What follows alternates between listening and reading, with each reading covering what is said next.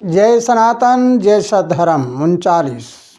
प्यारे देशवासियों, आज आपको कुंभ के नहान के बारे में बताना चाहूँगा। कुंभ में स्नान करने से पाप धुप जाते हैं। बड़ी अजीब बात है। इसका मतलब हम सारे पाप कर करके जाके गंगा में नहाएं और वहाँ जाने के बाद पाप तो धुप ही जाने हैं, हमें ज़रूरत ही नहीं है कर्म करने की। लेकिन हम कहाँ से ले गए, हम कौन सी जगह पर जा रहे हैं, इसका आज हमें पता नहीं है। अगर हम छोटी छोटी बातों का विचार करते हैं तो आप पूरा ध्यान देकर देखिए। चाहे हम पश्चिम संस्कृति में चले जाएं, चाहे हम कहीं दूसरी जगह पर चले जाएं, कहीं भी चले जाएं, उसके बारे में कभी आपने देखा है कि महात्मा बुद्ध बनकर कोई नाचता होगा? कोई देखा है कि महावीर स्वामी बनकर कोई नाचता है? किसी ने देखा ईसा मसीह कहीं पर नाचता हुआ नजर आया? कहीं पे देखा कि हजरत महमूद कहीं नाचता नजर आया? उनका न अल्लाह नाचता, न किसी का गॉड नाचता। लेकिन हमारे वाले क्या करते हैं? हमारे वाले शिव जी की, अपने आप को शिव जी बनाकर, शिव जी की फ़ोटो बनाकर या अपने आप को शिव बनाकर और नाचते हैं। लोग फूल फेंकते हैं, ऊपर स्वागत करते हैं और ज़ोर ज़ोर से कहते हैं कि शिव भांग पी रहा है, भांग के नशे में चूर है। इधर पार्वती जी आती हैं, कहती है कि मेरे से भांग नहीं घोटी जाएगी। शिव पार्वती दोनों लड़ रहे हैं। इस सनातन धर्म का क्या होगा? यहाँ ये तीसरा तिल यानी तीसरा नेत्र, ये शिव नेत्र होता है। इस शिव नेत्र के थिम्बल को कहते हैं शिवलिंग। देखो हमारे देश की, हमारे सनातन की परंपरा देखो। लेकिन मेरी बात किसी को बुरी लगे तो मुझे पागल, मूर्ख, अज्ञान समझकर माफ़ कर देना। कभी फिर बाद में कहो कि माफ़ी मांगे, मैं पहले से माफ़ी मांग लेता हूँ। लेकिन बात मेरी बिल्कुल सच्ची निकलेगी कि हमारा शिव जी सड़कों के ऊपर आया है, सड़कों पर फिर रहा है। और कहीं कहीं तो आप देखना, शहरों में शिव जी का, बजरंगबली का और अन्य देवताओं का भेष बनाकर मांगते फिर रही हैं। हमने क्या मंगते बना दिए हमारे देवताओं को? क्या हमने मंगते बना दिए हमारे महापुरुषों को? लेकिन किसी ने कबीर को मांगता देखा है? गुरु नानक जी को देखा है किसी ने रविदास जी को, जम्बेश्वर को, इनको कहीं देखा है कि इनका कोई रूप बनाकर मांगता फिरता हो? नहीं।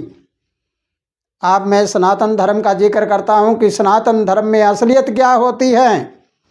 गंगा में नहाने से अगर कोई तिरता हो तो गंगा कलकत्ता, हावड़ा जाकर आगे समुद्र में गिर जाती है।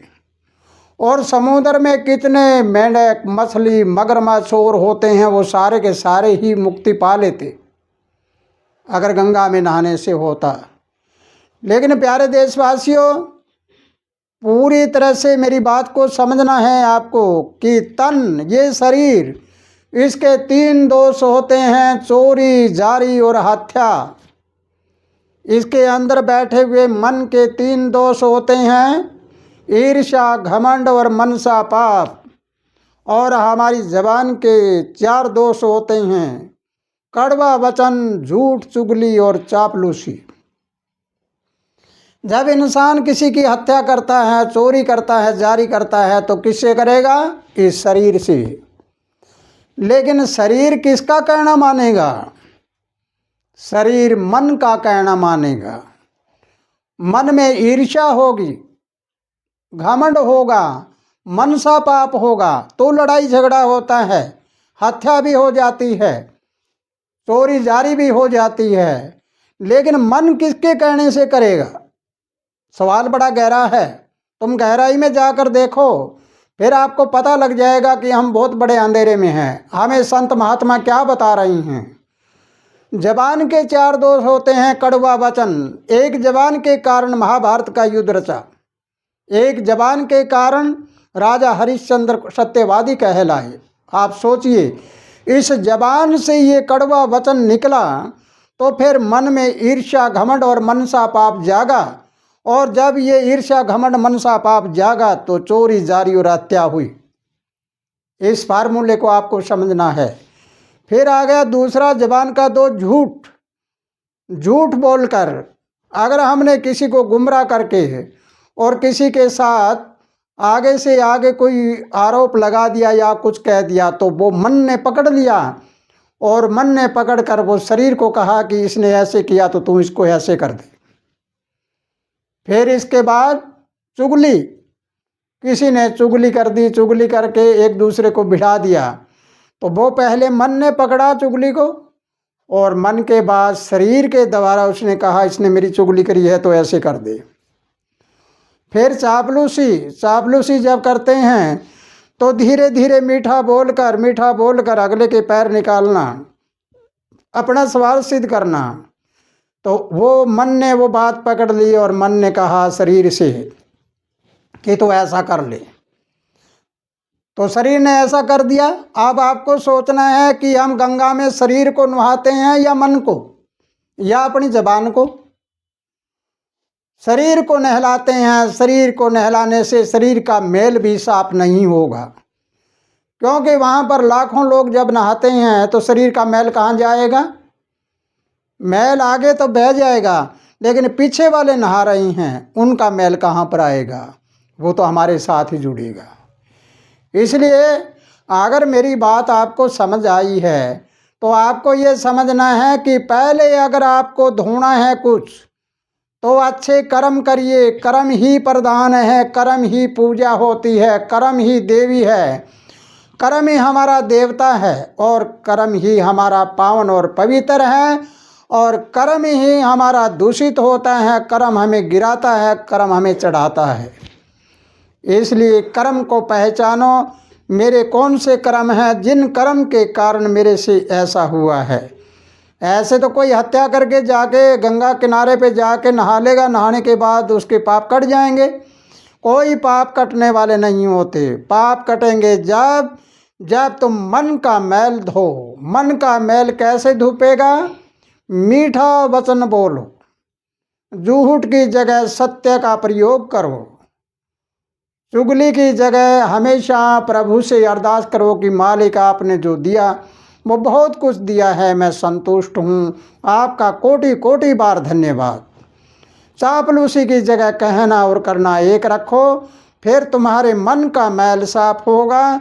मन का मैल साफ होगा तो तन का मैल साफ होगा। उस कुंभ में नहाने के बाद यूँ सोच लो कि मेरे पाप कट जाएं, कोई पाप नहीं कटेंगे। एक विद्वान संत महात्मा कह रहा था कि भगदड़ में जो लोग मरे हैं तो कोई बात नहीं, उनकी मुक्ति हो गई, उनकी मुक्ति मार्ग मोक्ष हो गया। आप मोक्ष अगर हो जाता तो बड़े बड़े लोग जाकर वहाँ मोक्ष ले लो, छलांग लगाओ गंगा में, लेकिन ऐसा कुछ नहीं होता। ये सब ब्रह्मांड है, अंधविश्वास चरम सीमा पार कर चुका है। इसलिए देशवासियों पूरा होश में हो जाओ, और मेरी बात बुरी लगे तो मुझे माफ़ कर देना। आगे चल के देखिए कि कुंभ है क्या असलियत में। ज्योतिष शास्त्र जानने वाले इस बात को जानते हैं कि पूरा ब्रह्मांड है, इसको 12 राशियों में बांधा हुआ है। सूर्य के चारों तरफ धरती घूम रही है और धरती के चंद्रमा चारों तरफ घूम रहा है, और इसमें काल्पनिक पत्थर लगे हुए हैं रस्सियों का। रस्सियों का मतलब होता है बंधन। उन राशियों में जैसे ये चंद्रमा ऐसे चलता है, इस प्रकार 12 राशियां होती है। 12 राशियों में एक राशि, जैसे 9 ग्रह होते हैं, उन 12 राशियों में से गुरु ग्रह यानी बृहस्पति ग्रह ये 12 साल बाद में एक राशि में आता है, तो वो होता है कुंभ। हमारा ये शरीर कुंभ है। इस कुंभ को धोने के लिए, इस कुंभ के पाप धोने के लिए अगर हम गुरु के अनुसार यानी बृहस्पति के अनुसार कर्म करते हैं, जैसे अभी मेष राशि वालों के है, मेष राशि वालों में अब गुरु ग्रह मार्गी हो जाएगा सीधा। इनके लिए चारों तरफ से खुशियाँ अमन चैन रहेगी, और अनेक प्रकार से धन की व्यवस्था और व्यवस्था सब हो जाएगी। इसी प्रकार अन्य राशियों में भी असर पड़ेगा इसका, और वृष राशि वालों के लिए भी है। वृष राशि वालों को भी अब पूरी तरह से चांदी बन चुकी है, अगर वो समझते हैं तो। इसी प्रकार गुरु ग्रह 12 साल बाद में एक राशि में आता है, 1 वर्ष के लिए रहता है। 1 वर्ष के लिए अगर हम शुभ कर्म करते हैं या अच्छे कर्म करते हैं तो फिर 11 साल तक वो अच्छे कर्म और अच्छे कर्मों के साथ जुड़ जाएंगे, और अगला 12वां साल आएगा तब तक के लिए क्या होगा, उस अच्छाई में अच्छाई जुड़ते जुड़ते इंसान बहुत बड़ा विद्वान, ज्ञानवान, धनवान बन सकता है। इसलिए उस गंगा में नहाने से नहीं, इस घट गंगा में नहाने से होगा। वो त्रिवेणी गंगा जमुना सरस्वती वो नहीं, बल्कि ये है ईड़ा पिंगला और सुखमणा, ये दोनों टकराती है। ये जमुना है, ये गंगा है, ये दोनों टकराती है तो यहाँ पर सरस्वती बन जाती है। सरस्वती का मतलब होता है विद्या, जो हमारे कंठों के द्वारा आती है। जैसे मैं बोल रहा हूँ तो ये हमारी सरस्वती है। जो आप सरस्वती मूर्ति देख रहे हो वो मूर्ति नहीं, वो काल्पनिक मूर्ति है। काल्पनिक फोटो बनाकर बताया गया है कि वो पलाथी मारकर बैठी है। विद्या जो कंठों में आ जाती है, उस विद्या का कोई बंटवारा नहीं कर सकता। वो विद्या हमेशा पलाथी मारकर रहती है। और लक्ष्मी खड़ी है और 4 हाथ है।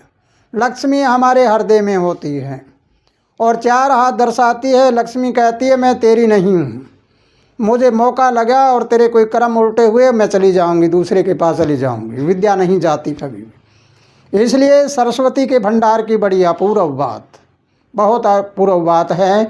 ज्यों ज्यों खर्चे त्यों त्यों बढ़े और मिन खर्चे ये घटता जाए। तो इसलिए प्यारे ज्ञानी पुरुषों, प्यारे सज्जन पुरुषों, अगर इस कुंभ के बारे में आपको पता लगा है तो ये स्नान तुम्हारा इसमें है। यहाँ पर नहाओ, अपने बुद्धि को ठीक करो, विद्वान बनो, शिक्षित बनो, शिक्षित बनो, ज़्यादा से ज़्यादा शिक्षा प्राप्त करो। स्कूलों में जाओ, कॉलेज में जाओ और फिर शिक्षा प्राप्त करोगे तो तुम्हारा ये कुंभ का नहान अंदर से ही हो जाएगा। फिर तुम गंगा को देखने चले जाओ, वहाँ सरस्वती को देखने जाओ, सारी जगह घूम के आओ। लेकिन पाप के लिए मत जाना, कोई पाप नहीं कटेंगे, पाप तो कर्म करे कटेंगे। तो इसी के साथ खुशहाल रहो, आनंद करते रहो। मेरी बात अगर समझ आई है तो इस वीडियो को ज़्यादा से ज़्यादा शेयर करिए, लाइक करिए और अपने विचारधारा को कमेंट बॉक्स में ज़रूर लिखिए।